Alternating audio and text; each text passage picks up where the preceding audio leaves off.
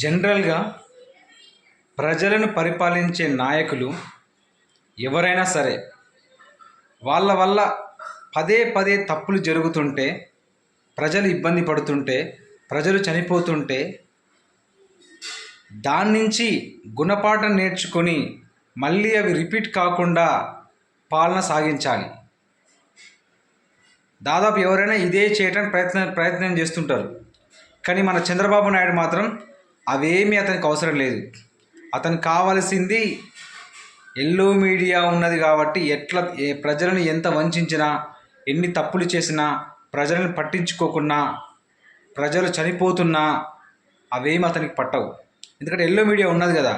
Yellow media అబద్ధాల పునాదుల మీద కనుక చంద్రబాబు ఎలా రాజకీయం చేస్తున్నాడో, సేమ్ చంద్రబాబు లాగానే ఈ ఎల్లో మీడియా కూడా అబద్ధాలని పదే పదే పదే పదే నిజాలుగా ప్రజల మెదల్లోకి చొప్పించాలని గత కొన్ని దశాబ్దాలుగా ప్రయత్నం చేస్తూనే ఉన్నది. అందులో సక్సెస్ అయింది కూడా. అందుకే నిజం కన్నా అబద్ధానికి తొందరలో ప్రచారం అవుతుంది, ప్రజల దగ్గరికి తొందరలో వెళ్తుంది. కాబట్టి దాన్ని ఆయుధంగా చేసుకొని పదే పదే ఆంధ్రప్రదేశ్లో ఇలా తప్పుల మీద తప్పులు చేస్తున్న ప్రభుత్వాన్ని వంతపడుతున్న ఈ ఎల్లో మీడియా ఆంధ్ర రాష్ట్రానికి చాలా ప్రమాదకరం. అది ఇప్పటికీ కూడా ప్రజలు గుర్తించలేకపోతున్నారు.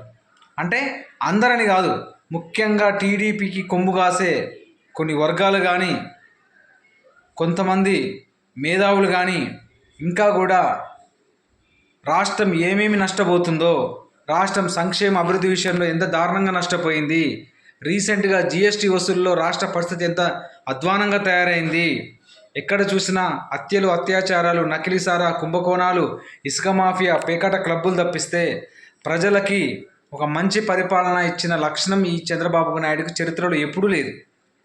కేవలం పొత్తులతో అధికారం అనుభవిస్తూ రూపాయి చేసిన పనికి వేలు లక్షలు చెప్పుకునే అంత మీడియా ఉన్నది. కాబట్టి తాము ఏం చేసినా కూడా అడిగే వాళ్ళు ఎవరు అనే ఒక చందాన వీళ్ళు పోతున్నారు తప్పిస్తే ప్రజలకు మంచి చేయాలని వీళ్ళకి ఎక్కడ లేదు.